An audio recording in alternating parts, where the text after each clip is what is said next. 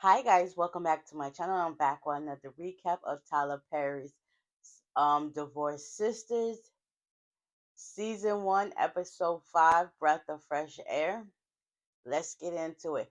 So it continues off with Geneva, Tiffany, and Javon still at the jail.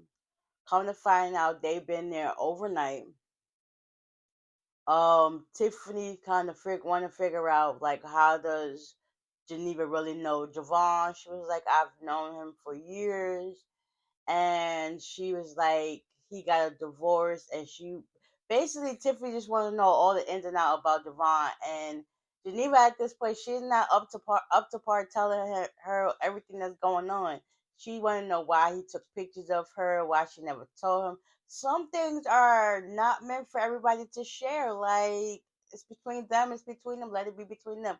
So Tiffany could feel that Geneva was off about something, so she was like, "You just have to ask him." She said something else, and she was like, "You just gotta ask him." She was like, "There you go, right there, withholding stuff. There's something you're not telling me." She was like, "You just gonna have to ask him." Meanwhile, they try to change the subject or whatever the case may be. So Tiffany goes back to sit down, and she ended up getting a phone call. It happens to be Bridget, and Bridget was like, "How's your girl?" I was like, "We still here." She was like, "Y'all still there?" I was like, "Yeah."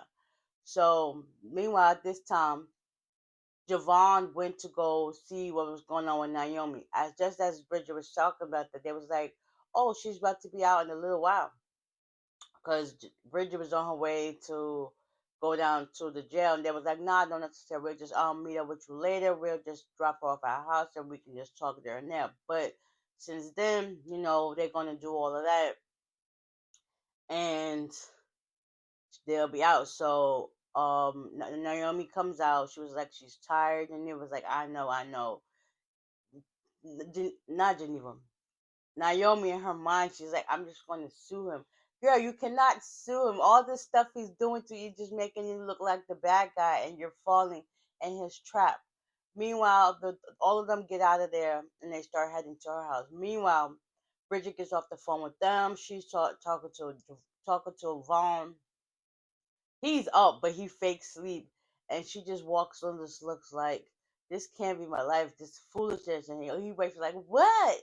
They start getting into it. And then she starts saying all this stuff about why you don't got a job. He's like, this is the exact reason why I left my mom's house. Well, she was like, you need me to help you pack? You could go back. And he was like, so all of this because I quit a job? She was like, no, all of this because you can't keep a job. So while they're arguing, he's like, I just want to go back to sleep and all this other stuff. I got time for this. There's a knock at the door. He was like, can you go get the door? So she goes to get the door. It's Calvin. Calvin's like he's missing his key. He know Vaughn took it. So they end up getting into it. She was like, Vaughn don't got it. So he was like, you can go back there. They go back there. They end up getting into an argument. Vaughn and Calvin get into. He was like, "Where's my keys?" Like, I don't have. I don't know. Next, one shove was pushed. They was getting into it. Bridget tried to help break it up. She ended up falling in the process, and Vaughn started knocking Calvin out, and Vaughn was going to pick up something to hit Calvin with. And Bridget was pleading with her life, like, "No, no, no, don't do it, don't do it." And eventually, Vaughn was like, "For you saving him." And sticking up for him, like F you and F you too. And he storms off like, tuh. She went to go check on Calvin. Calvin was like, don't touch me, don't touch me. I know his pride was hurt because it's like, you do not want to see the person. I believe he really likes Bridget, and Bridget's not picking up on the signs, Calvin, that he likes you, but you're not seeing it because you got this dodo kid here that's like making you do stupid things. So he eventually walked off hurt, and by this time, all the girls arrived at Naomi's house. Javon was talking to Tiffany, talking about how they want to have a date the next day, and how their nights was good even though it was chaos. Geneva standing at the door, and Tiffany overlooked her shoulder like,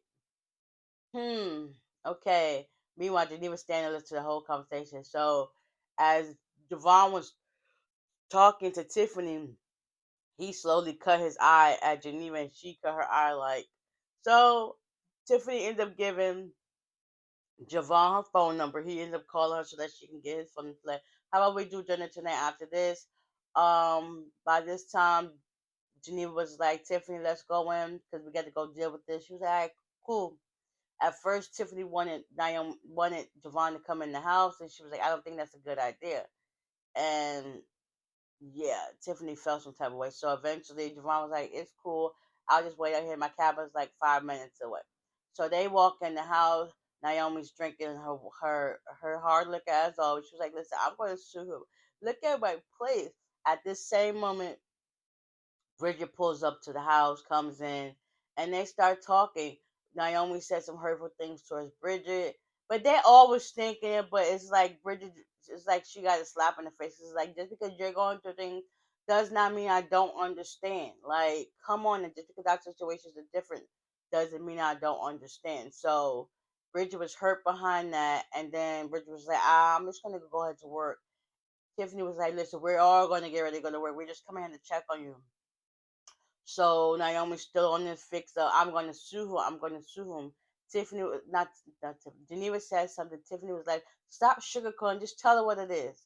So Geneva was like, "Listen, what you're doing is very criminal. You can go to jail for life, and you're not trying to hear that or see that through." And she was like, "Listen, I'm just going to sue him." And they just kept reassuring her, like, "Listen, we just came here to check on you, but we still all got to go." All right. So they end up leaving the place. Bridget was like, "Oh my God, this girl is gone. She is so freaking ugh." And they was like, "Yes, I know. We just can't be too loud because she still got a ring camera, so they can she can pick up and hear everything they talk about." So it's like, okay, whatever. Geneva, she was like, she's gonna go home solo because they took her car. So Tiffany wanted to ride with. She was like, "No, isn't your car still parked at the church?" In the parking lot, she was like, "Cool." Bridget took her there. Meanwhile, Bridget and Tiffany, they're talking about the whole Vaughn situation, and Tiffany was like, "Well," she was like, "What?" She was like, "Listen, we told you that there's situations that don't look right." She's like, "But yeah, I know that, and he's too young for me, but I don't know what to do. I send him back home to my mom." She was like, "Do you know how that sounds?" She was like, "Girl, I heard it come out of my mouth, so shut up." So it was like, "Okay, cool." So Geneva, she before she gets home, wait, no, she does make it home. William makes her breakfast. She was like, "Nah, I'm tired. I'm not gonna do that. I just want to rest and be good." So William made sure that she pushed her time back. Also, Nika wanted to see her mom before she woke up, but that ain't happen. So yeah, William decided to go ahead and take Nika to school. Geneva sat down. She did eat some breakfast, and yeah, while that's happening, over at Rashida and Jeff's house, Rashida never came in the house. Jeff is up, on his phone, whatever. His son comes in like, "Dad, I need some money." And he was like, excuse me.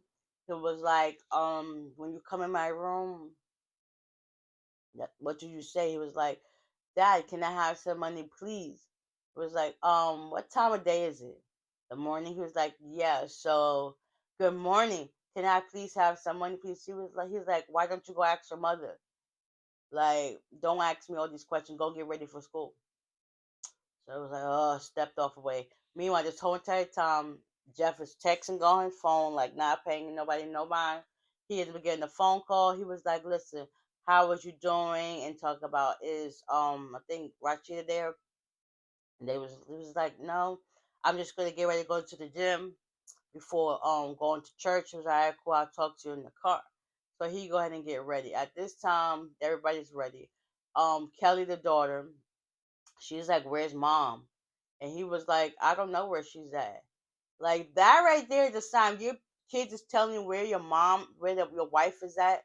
Like you're not taking the inclination of like, "Oh my God, where the heck really is she?" Go look through your $1,000,000 rooms and see where she's at. Go check to see if she's outside somewhere hurt. Like that right there shows you did not care where the heck this woman was at. You feel as if she's nagging you. Listen, she just wants your love and support and feel that she's appreciated. And right there was a slap in the face that you do not appreciate her. You got somebody on the side, and that's just how you like it, literally. So Kelly, she's asking him questions, and he's basically trying to run her. Yeah. So Kelly's asking him questions, and he's basically giving her the runaround by asking her another question. And she was like, "What's really going on?" And um Jeff was like, nothing's really going on. Me and your mom are really happy. He was like, well, if you do decide to get a divorce, I want to come stay with you. He was like, we're not getting divorced. We're very happy, and that's just what it is. Go back upstairs, go get your school bags, and get ready for school. She was like, her and stormed off. Meanwhile, this time the kids are outside, and they was like, Mom, what's going on? She was like, I just needed a minute. And Kelly was like, so is this the dress you had on from last night? She was like, listen, I just need a minute. She was like, so what are you doing out here? We just getting ready for school. She's like, yeah, your bus is about to be here soon. So they still kept trying to talk to her. Lash was like, Mom, I need some money. She was like, Lash, please, this is not, basically, she's not worried about what's going on right now with y'all. So she kind of felt bad that she had to scream at her kids, tell them to go get on the bus. So they didn't get on the bus. By this time, Jeff done come out the house, and he starts talking to her. And he was like, she was like, I skipped the part, but we're gonna go back. So she was like, you didn't open the door last night. And he was like, okay, but you could have just pressed the button to open the door. That right there shows you are very dismissive of her feelings. Like, you didn't see the hurt in what she was trying to tell you. Like, you could have been like, oh, I'm sorry, babe. I forgot. I had a lot of things on my mind. Not saying that she don't either, but it's like the disconnect is like a blank canvas at this point. So he was like, listen, all you had to do was press the button. See, look. I'll press the button for you, open the door for you. So he gets out to go open the door. And I was just like, what the heck was that? Pause. I skipped the part. Let's go back. Okay, after the girls all left, Naomi, she ends up getting dressed up or whatever, cleaned up, and she ends up calling Hakeem, the dude that came over the first time, and she was like, listen, I need your help with something. And he was like, what does that entail to? At the same time, he got a whole girl with him, and she was like, I need you here in 20 minutes. Like, when you say you can get things done, well, how far did you mean? He was like, how far did you want it to go? And she was like, listen, I don't got time for the rhythmies in the morning type girl. I need you here in 20 minutes. She was like, I'll be here about an hour. And she said, hung up the phone. Meanwhile, he shows up an hour later, and she was like, you're late. He was like, actually, I got here at the time I said I was going to be here.